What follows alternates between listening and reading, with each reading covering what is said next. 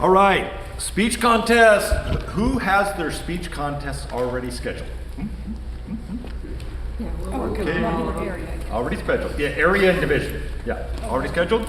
Yeah, not many hands as I'd Not like on to the see. calendar yet. Yeah, we'll talk about scheduling those contests in the middle of the presentation. And are all of you listed on the D7 events calendar? Yes, please do. Get your contest scheduled and get them listed up there so everybody else knows, so we can pool resources. All right, so here we go. We're gonna just launch right into this, if I can make my computer work. 3 broad categories I'm going to cover this morning. Types of speech contests, that's really short. We know what they are mostly. Talk about how to prepare for the speech contest and some of the trickier rules. These are the officially sanctioned Toastmasters International Speech Contests. Now, which ones do we have to do? Which one? International. We have to do the international. We have to conduct an international speech contest. All the others are optional. So we've adopted the idea, we always did the humorous and table topics in the fall and the international and evaluation contests in the spring, and we've carried that tradition on for those 2. I miss the humorous contests personally. I think those were great fun, but we don't do those. So, as it says, we have to do that. Those others are optional. We can do those. I've been a little busy since I took on the new job of PDQ or PQD. I always get that backwards, PQD. I've been saying PDQ too many years to say PQD now. we do have the option of doing those, but I just haven't had the time or opportunity to talk about that. So, planning. When to schedule the contest. Now! Big hint, now. Get them scheduled. And I'll tell you why that's important. Over the past number of years, 2 members of my home club were unable to compete at their area level competition after winning at the club level because they work night shift. We meet on Sunday afternoon. These 2 people work night shift. They had to put in for time off to go to the speech contest to have an excused absence. And in one case, we didn't get notified of when our contest was actually scheduled until 1 week prior to the event.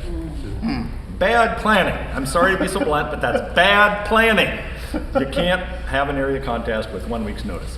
So I highly encourage you to get those contests scheduled and publicized, listed on the D7 event calendar, so that people have a fair opportunity to compete at the next levels. All right? So I'll let that go. But that's really a sore point for me because twice our contestant was unable to compete.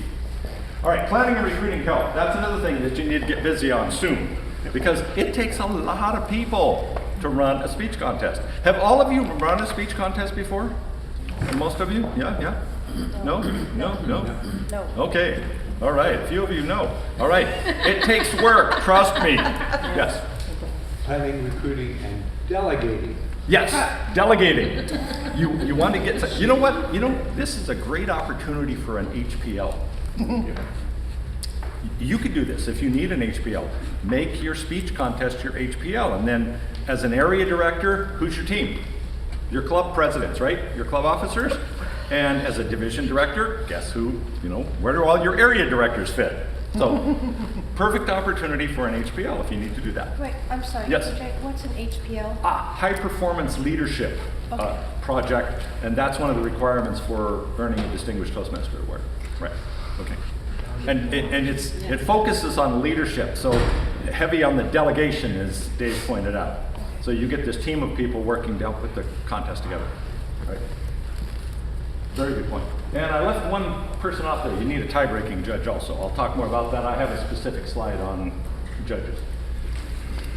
The contest agendas and programs. I said I've seen some really great contests and I've seen some not so great contests, and a lot of reasons for both of those responses.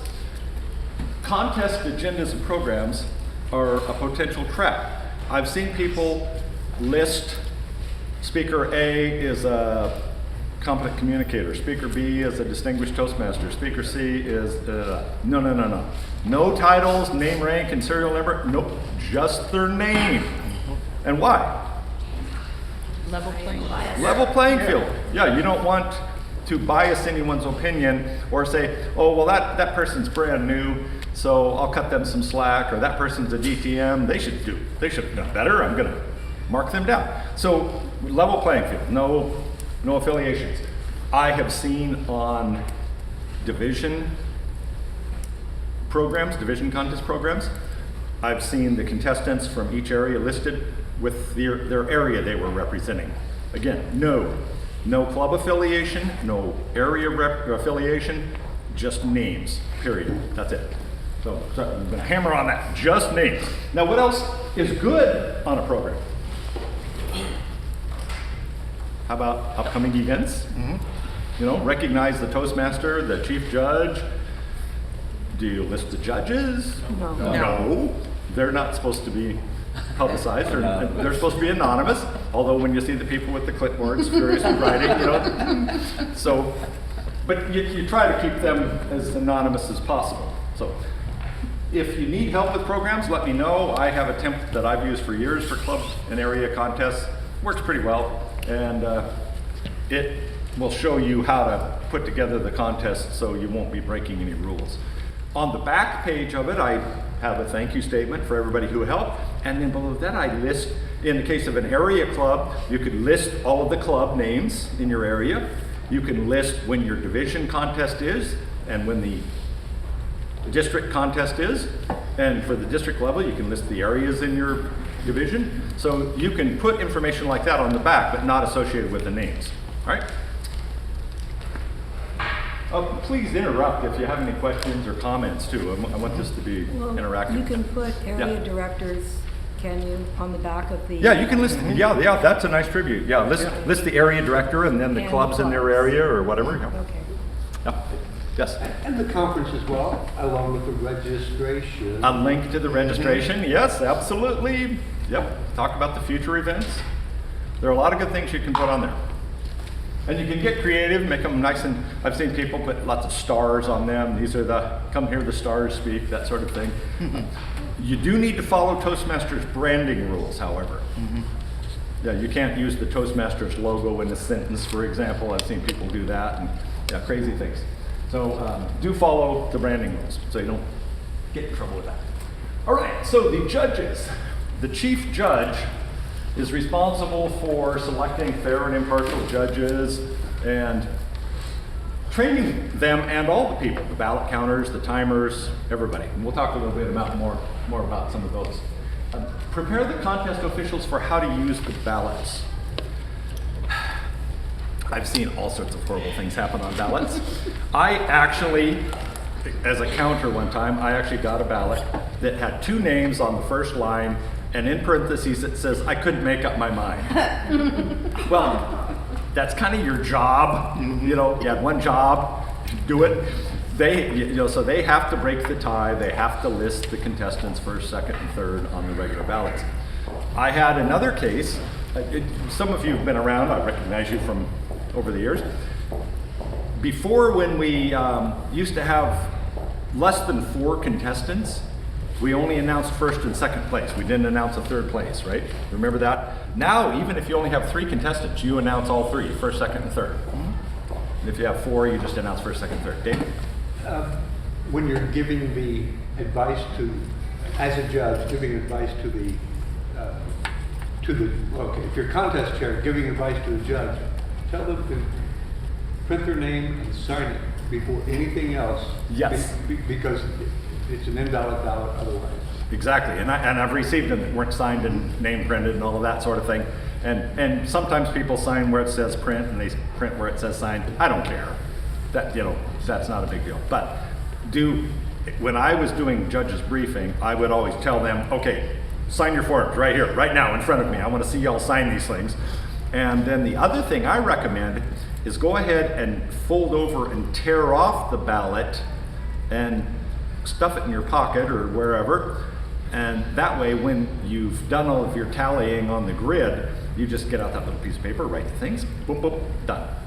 And you're standing there waiting, everybody's waiting, and somebody's there trying to tear the thing off, and it tears crooked, and you've all seen this, I'm sure. So I always say print and sign and tear the ballot off so it's all ready to go, okay? They're choosing a winner, not evaluating. Two different things. Two very different things, and they're supposed to follow the criteria on the judging sheet. Now, anybody not familiar with the judging sheets, the ballots? If you're not, I highly recommend you download the contest kit from TI. It's free. Download that, print those things, read both sides, read the scoring grid, and turn it over and read all of the descriptions of the various criteria on the back. Get familiar with that. Real important. But you're choosing a winner, not evaluating. Now, have any of you ever been in the uncomfortable situation as a judge when a contestant comes up to you and says, "Hi, could you give me some feedback on how I did?" Yeah. I actually had a club member one time after an area contest. She didn't win, and she came up to me, and I happened to be a judge, and she asked me why she didn't win. I said, "Well, I can't tell you." I said, "If you want to ask one of the other club members who was here, if they want to give you feedback, okay, but I personally cannot. Sorry, it's against the rules." And she was a little bit miffed, but life goes on. Then another important person is your contest chair or contest toastmaster. I've heard those terms used interchangeably. At an area and division contest, I highly recommend you get somebody who has run a contest before. I've seen toastmasters fumble the contest, fumble the introductions, and it presents a challenge for the contestants. It doesn't make a level playing field if you introduce all the contestants flawlessly and then you bumble one of the people's name and or speech title. So you want to have experienced people. You also want to know, or you want to have people who know about the 1 minute of silence between speakers. They don't just start introducing the next speaker and everybody, "Oh, no, wait, we got a minute," and then it's chaos. So you want somebody who is experienced, and a lot of people actually use a script. How many of you, do you use a script when you're doing a contest? Yeah, I've done so many contests, I could literally do them in my sleep, and I think I have on occasion. Yes. One time I toastmastered 5 contests in 1 week. Yes, at different area contests, and yeah, it was a crazy week. But anyway, if you need a script is fine, but just do it right so that it's a level playing field and it's a quality event. Right? Now, as far as choosing your contest chair, at a division level contest, I've seen area directors run like you choose one area director to run the international contest, have another area director run the evaluation contest, and then you have another director do the contestant interviews after each of the 2 contests. So you get to use 4 of your area directors. That gives them practice and helps them polish their skills for running contests, and takes the work off you. If you're like me, when I was an area and division director, I'm such a ham and I love to talk. I used to like toastmastering my own contest just because it was fun. And Yes. they can't compete anyway. Right, they can't compete. Yeah. So keep that in mind when you're looking for volunteers, the people who are eligible to be volunteers because they can't compete. Yes. And you all know who you are. Most of all of you in this room can't compete. But Right. it's theoretical. Okay? Here we go. All right. How many of you are doing joint contests? Area, not division. It's going to be area. Yeah. Why do a joint contest? Well, there's a pretty darn good reason right there. Pool resources. When you're out there beating the bushes trying to get volunteers to help with the contest, and they've got to go to a contest this week, and then they got to go to another contest next week, and then another one tomorrow night, and you get burnout. So if you can do a joint contest, that's a great way to pool your resources. You help each other out. Okay? Yes, Dave.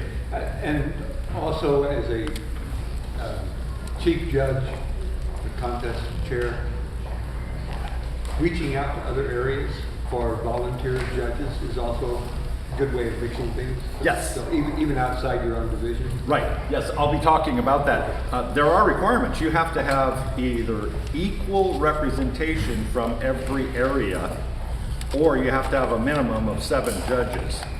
So at the division level.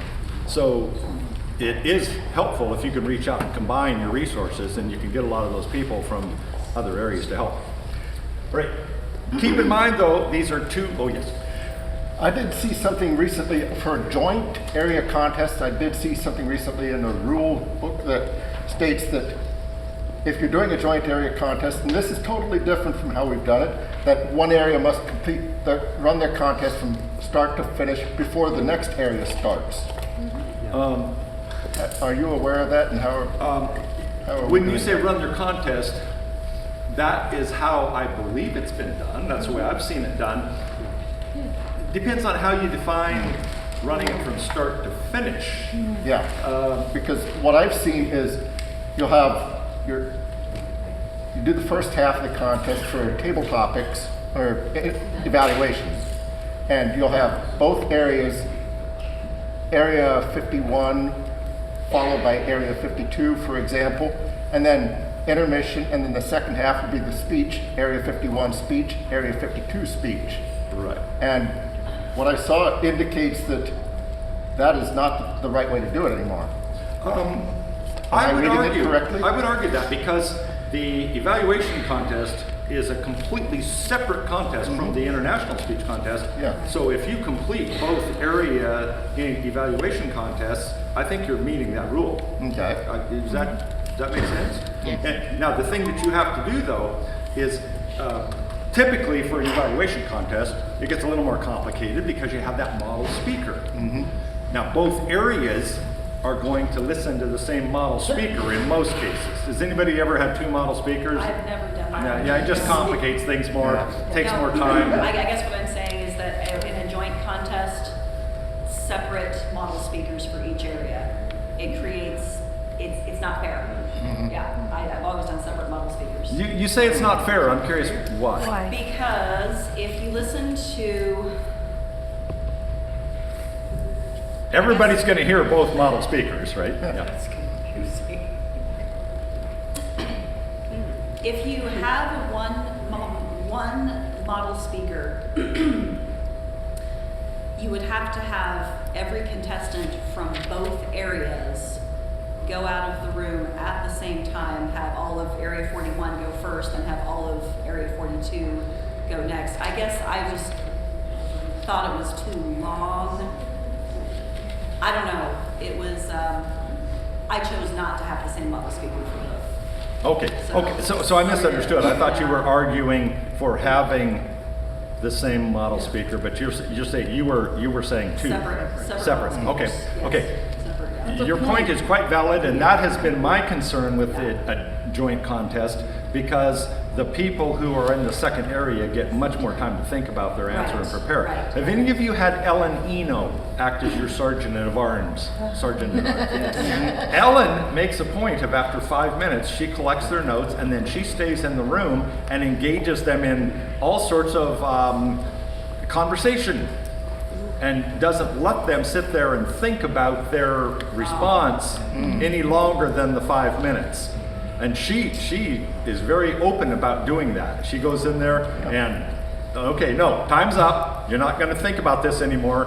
What's your favorite sports team? You know, or whatever. She just keeps them talking.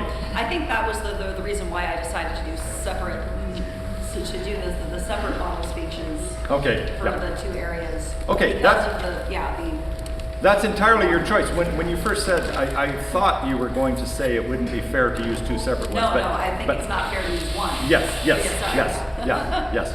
I misunderstood at first. Okay, so I'm glad I asked you for more clarification on that. Yeah. So that is entirely up to you how you do that. If you want to use two model speakers, that's fair game. If you want to use one, the condition though, if you use one model speaker, after Area 41 does their ballots, or the speakers go up, and then the judges fill out their ballots, you stop, you collect those ballots. Yeah. Then the Area 42 people give their evaluations, and you stop and collect those ballots. And make sure that Too the long. judges are clear, these people are competing in totally separate Right. standalone groups. You're not comparing them to each other, all right? That is the hazard of a joint contest. Especially the evaluation type contest. Yes? I would say the other hazard, I don't know if that's the right word to That use, is the right word. Trap, But, pitfall, hazard, yeah. is that you're looking at you know, the time length of the contest. Mhm. You've got, if you're doing it in an evening, you've got to have a location that will support 3 hours maybe. Yep. So, and then you've got people that are traveling and having to get home to go to work the next day. So, Yep, that you certainly know, is a so challenge. That's something that you have to think about. Yeah, and if possible, one solution would be, you know, if you could do it on a weekend, a Saturday or something, and kind of burn the whole afternoon or morning or whatever. But it does present a challenge. But the benefit, the biggest benefit, you can pool your resources. Yes. That is by far the biggest benefit. All right. And same thing with the international contest. The first area goes, and the way I've seen it happen usually is like 41 goes first in the eval contest, and then 42, and then you flip that, 42 speakers go first in the speech contest, and you know, not that it matters a whole lot, but the speaking order within a contest is more important than which order the divisions go, or areas. PJ, Yes. I would say one more thing, sorry. Oh, no, 'Cause I know please, this is your please. presentation, but. Oh, no, interactive is good, yeah. I would say, besides choosing a Toastmaster contest chair, I would choose sergeant at arms that have experience Yes. at a contest and actually really guard those doors. Yep. Because I've seen that, I've seen area contests where the doors are supposed to be off limits for entering and leaving, entering and leaving, and it just happens, people just Yeah. leave and enter without checking with the sergeant at arms. Yep. And I've had crying babies at contests, and, it's just, yeah. Also, if you have the evaluation contest first, your model speaker should not be a contestant in the international speech contest. Absolutely. Unfair advantage. Unfair advantage, yes, absolutely. And you want to get that model speaker from hopefully outside your area or division, That is the best. somebody that is reasonably unknown to most of the contestants. You can't always do that, but you And do your best. preferably someone who can't compete, so like a. Yes. Yeah, so Yes. someone who's a director. And there are plenty of us out there who can. Right, yeah. So, yes. That was my question. Okay, yeah. Yeah, you've got this pool of people who cannot compete. All right, so your friend is the speech rule book.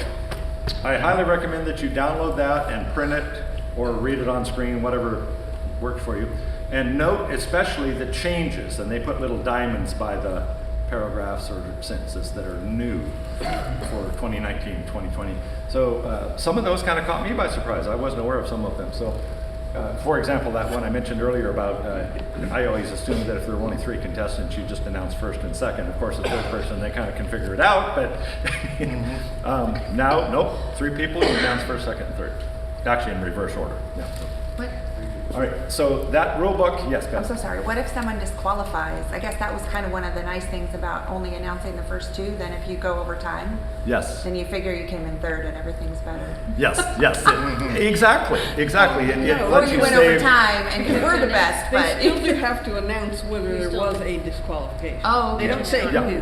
yeah. So if there was a first and a second person, you announce winner and second, you don't announce the third person under the old rules. Yep. But you said there was a disqualification, well, you know that third qualified. gotcha. Yeah, Okay. it doesn't take rocket science to figure out who did what, yeah.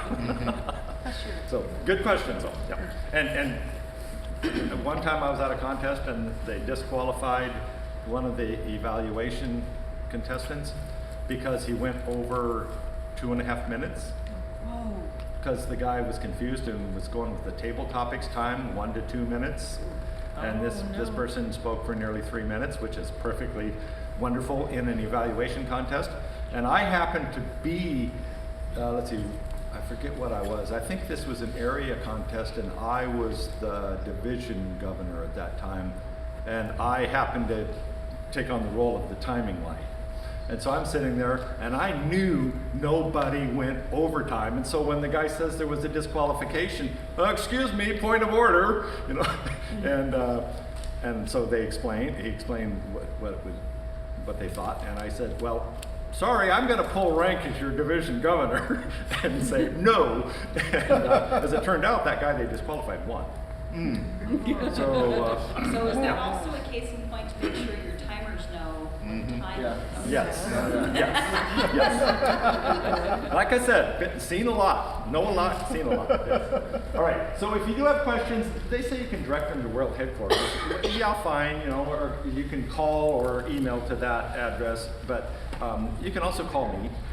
And I have a stack of cards here if anybody needs, or you can find me. You can figure out how to get to me. So get that rule book though and go through it and understand all the rules. Okay, so here are some of the rules that I wanted to address specifically. Areas with 4 or fewer clubs and divisions with 4 or fewer areas may send first and second place winners up to the next level. And this was actually, I read in the rule book, supposed to be announced to the entire district and all the clubs prior to the first club contest occurring. Well, I happen to help at a contest already, so I know club contests are already going, and we have not made this division or district-wide announcement yet. But hear it from me now. Any with 4 or fewer can send up first and second place, all right? And we will publicize that soon. And then this is another important rule, is contestants must maintain eligibility at all levels. So if you are doing a division contest, you all know about the eligibility checker on the web district or on the TI website, right? Yep. Yeah. So you do want to confirm. Oh, yeah. If you log into There's a magic eligibility checker? there is an eligibility checker. You put in the person's what's that? I never heard of that. Yeah. And if you go to For Club those Central, of us who don't know, please explain it. yes. If you are a club officer, you can go to your Club Central on the TI website, and there's an eligibility thing there. And you click on that, and then you put in I don't know if they take name or number. I tried it once just to see how it works. ID? Yeah, the member ID, which you can find Which you using. can look at, yeah. You look at your roster, you can find it. So you put in their information, and then it'll come back and it'll tell you whether they are a paid member in good standing or not. And in the case of you guys, if I looked you up, it would say, nope, they can't compete because they're a district officer. So it's an eligibility checker, and I believe you have access at your level for anybody, like if you're a district director, and you can look up anybody in your district. I tried to look somebody up in another club once and just to check, and it wouldn't let me. So as a club officer, I can only do my club. But now I'm pretty sure I can look at everybody. So if they go to District Central, it's to the left, one of the Yep. choices. It's on the left side, eligibility, yeah, okay.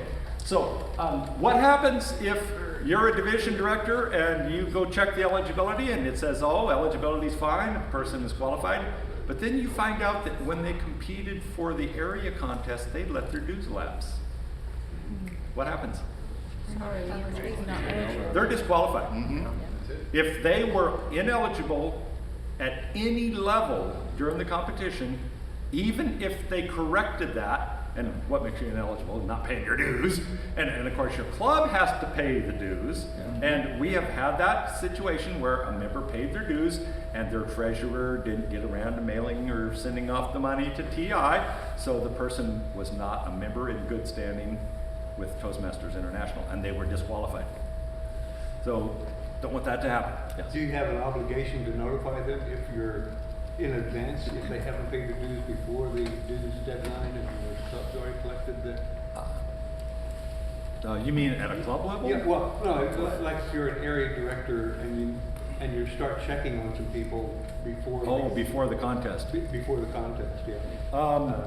Yeah, That would basically the probably question, be a thoughtful who's thing to do. responsible for that, for checking that? But they would have to be paid on the club level. Right. They can't be not paid on the club level to compete at the area level. Yeah, well, I think what this situation would describe is if they were in good standing when the club contest was held, and then between that time and the area contest, they let their dues lapse, or they didn't division pay. contest. Yeah, or before the division. Yes, Patrick? Would you explain to everybody what the difference between individual member in good standing and club in good standing? Yes, yes. A club in good standing is one that has submitted their member dues to Toastmasters International, and they have 8 members. a minimum of 8 members. All right? And that comes into play when we talk about that 4 or fewer. I didn't want to write a thesis up here or something, but that area with 4 or fewer clubs in good standing. Now this came up in the Southern Division. Michelle asked me about this because she has a couple of clubs that are low status, and she has a prison club that can't send people to compete, and so she was wondering how that rule applied. So I called Toastmasters International and I asked them, and lo and behold, they said, sorry, no waivers for prison clubs. If the people can't get there, too bad, but the low clubs don't count toward your 4. So that's something to be aware of if you should be in that unfortunate situation where you have low clubs. Yes, Beth. So back to the first bullet, if you have 3 active clubs and they each send 2 speakers and evaluators, may I have my division, if everybody is in that scenario, can we just have a division contest and say everybody won all the way up until there? No. I don't mean division, but district or whatever comes after area. Area, division, then district. I don't Well, quite because understand the if question. they're only sending 2, do they need to have a club contest? If they just volunteer 2 people? Oh, club level, they can Okay. volunteer people, they can draft people, they can twist people's arms, Okay. they can have a competition. Clubs have a lot of flexibility on how they choose who's going to represent them at the area contest. If you have a contest at a club level, you have to follow the rules. You Okay. can't just make up your own contest. Got it. But you don't have to have a contest at club. But they're eligible, they can send 2 people to the area, Okay. assuming there are less than 4. Yeah. So if you have a couple of club winners that you're getting ready to send and both of them say, I can't go, I can't attend that day, can the club designate somebody? Now that is an interesting question. If more people competed, you send the highest ranking runner-up to replace anybody who was eligible If to there was vote. a contest. Say again? Right, if there was a contest at the club. If there was a contest. Yeah. Now, if you did have a contest, and say you had just a first and second place winner, and maybe you only had 2 people compete, and if neither of them can go, can you then just appoint someone? That, I don't know the answer to that. Do you happen to know? I had a situation like that happen where we ran a club contest and both our contestants got disqualified for time. And we thought about appointing somebody. No, you've run the contest. Yeah. It's final. You cannot circumvent that. Yeah, that would have been my guess to the answer to that. You've checked into it, so Yes. we'll take that as gospel, okay? All right, yes. Last year, my club avoided that problem by voting in advance who we were gonna send to the area contest. Okay. So we chose, only 2 people wanted to do a contest, so, okay, we're voting you to go to the area. Then we went ahead and held a club contest, and we just called it a mock contest. Oh, Just practice. for them, for practice. Good idea. But we Yeah. had already decided they were our club representatives, so even, so that way, even if they went over time in these mock contests, that wouldn't disqualify them. Because we had actually chosen them by vote. Yeah. The contest Yeah, was yeah. just for a practice run. You're getting into some serious gray areas here because the rule book does say if you have a contest, you have to follow the rules. And I would rule personally, if they disqualify it on time, they disqualify it. But, so I would be very careful with that. Don't call it a Well, contest. But- see, but that- don't call it a designated contest. it as- Just Have them speak and do evaluations on it. Yeah, in my home club, we typically schedule the winner of our contest to speak at least once and maybe twice or 3 times to practice their speech before the area contest. So I think, to be on the safe side, I would avoid that contest name. Well, we didn't do it for the practice of giving the speech, but for the practice of behaving like they were in a contest. Yeah. Where But we don't just use had the word Toastmaster introduce them by name and Yes. speech title. Right, right. And we listened to their 2 speeches in a setting that was like a contest. Yes, But and I they were think- definitely in by vote. Yeah, I think that's valid to do that, and it gives them a fair playing field because I've seen that happen where somebody is just drafted to represent their club and they're a fairly new Toastmaster. They've never been to a contest before, especially now that we only do them once a year. So they've never even seen a contest, and suddenly they're in this weird contest environment where it's name, title, not title, name, you know, and it's a different environment. There's a point about the time, because if you have a contest and you only have one contestant, pretty much that person will go forward. Unless they disqualify on time. Exactly, so that happened many times, I've heard of that. I have seen that happen, yes. Something to remember. And we've actually told people, you know, when the red light comes on, just sit down and shut up. You won. You know, there's nobody competing against you. Just stop talking.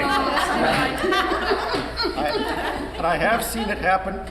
Just to preface this, at the area level, you are required to run a speech contest if you have contestants. Even if you have only one contestant, that person must qualify for time.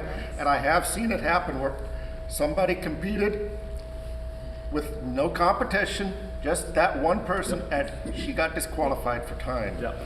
You got to beat the clock. All right. Let's see. I need to wrap this up, but we're almost done. This is one more slide. So let's see. No electronic devices. Why?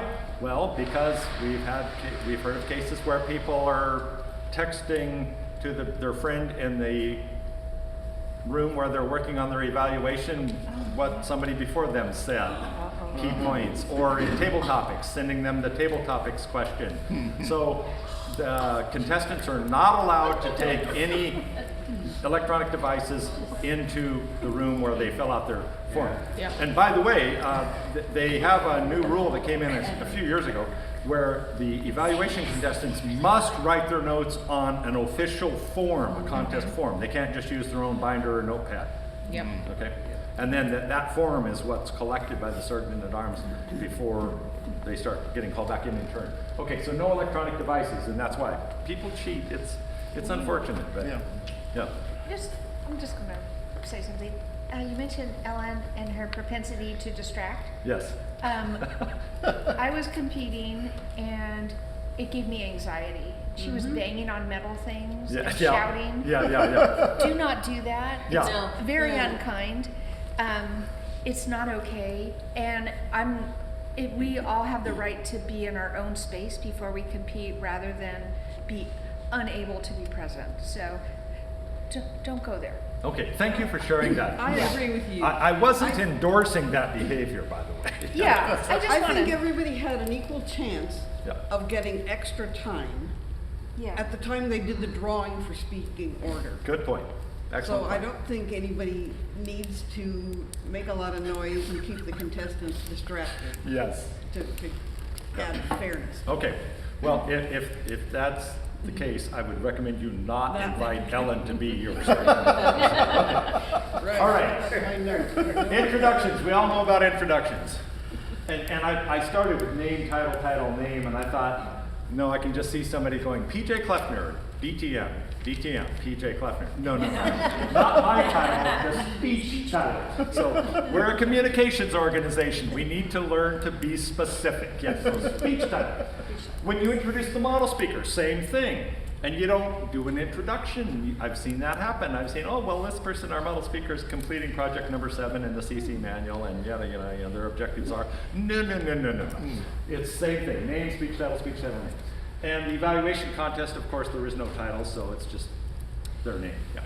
I don't know if it's in the rule book this time, but I've seen evaluations such as number 2, PJ Kleffner number 2.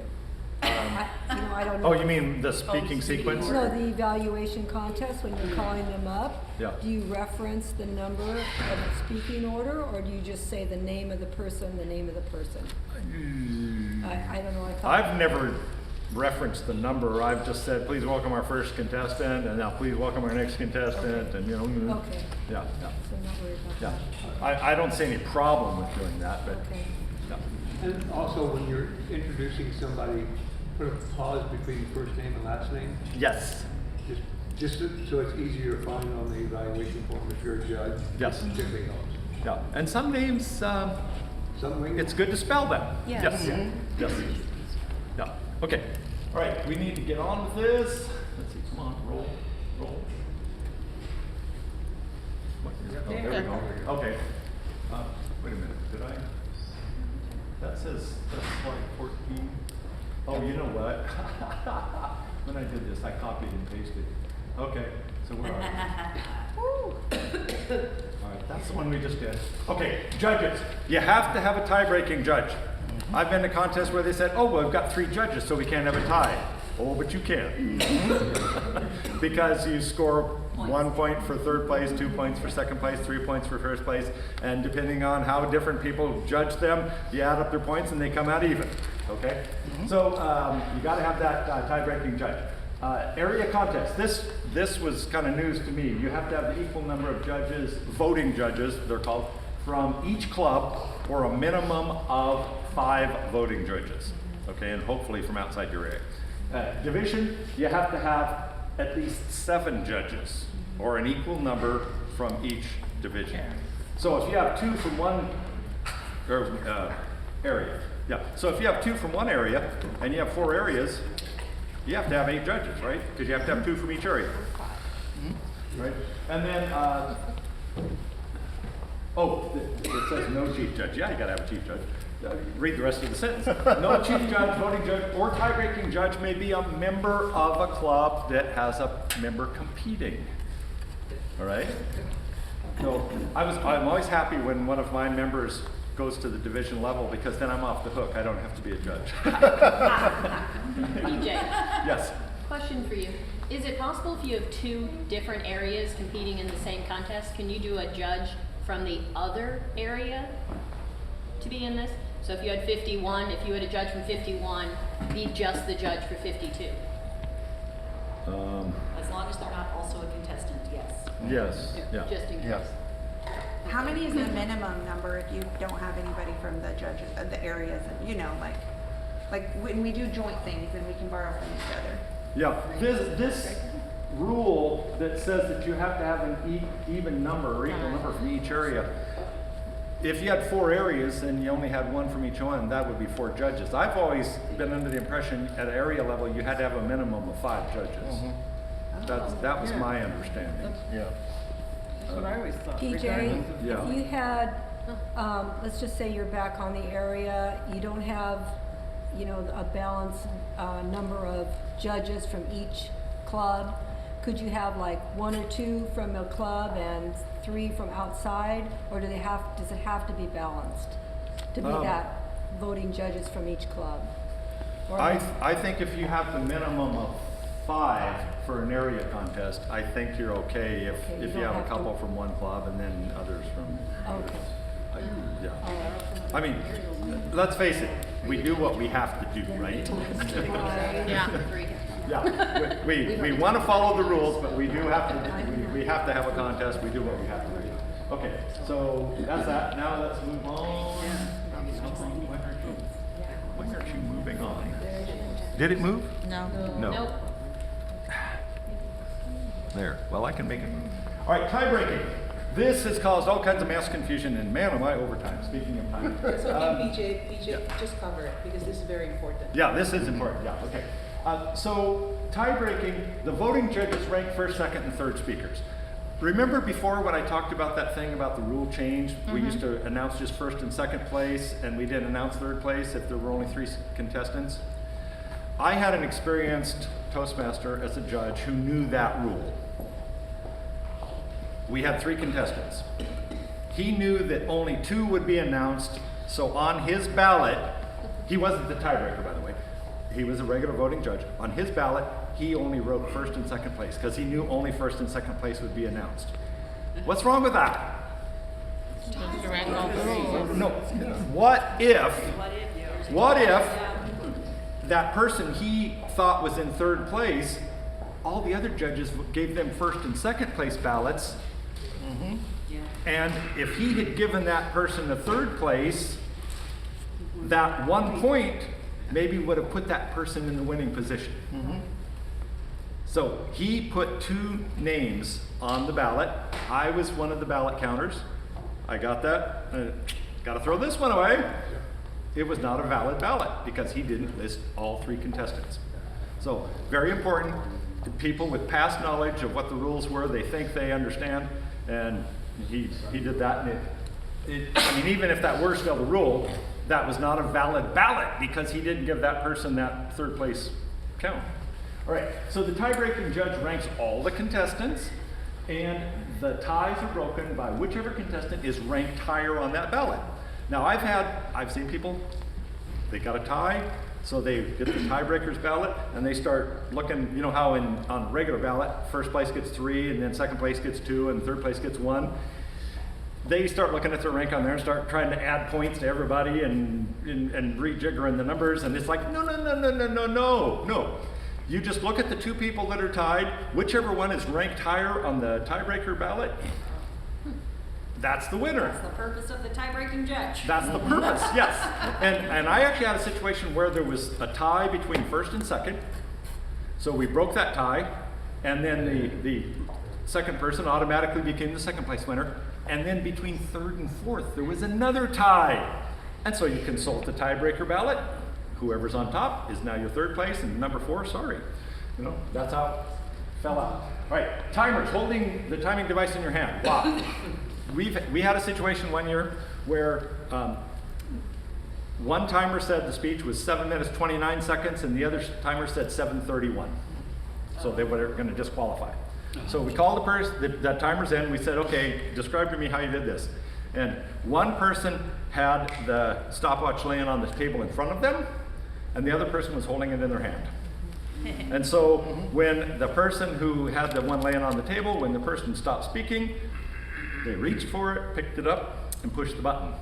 And that ran it to 7:31, whereas the person who was holding the watch in the hand clicked when they start, clicked when they stop, and they got 7:29. So we made the decision to not disqualify that person. Okay, so that's why I always tell people, hold the device in your hand. You know, you can set it down during the main part, but when it's getting wrap-up time, be on it. Sit together. I was the guy on the timing light, and we had our briefing, and the other person said, oh, well, I'm going to sit over here, and I sat over here with the timing light. I had a stopwatch malfunction, and I'm the guy with the light, and I didn't have any other timing reference, and I'm kind of like, you know, trying to get this person's attention to tell me when to turn the dumb lights on. And yeah, so I always tell people, sit together. So if there's a timing malfunction, you can deal with it. All right, announcing the winners, we already talked about that. And there we go.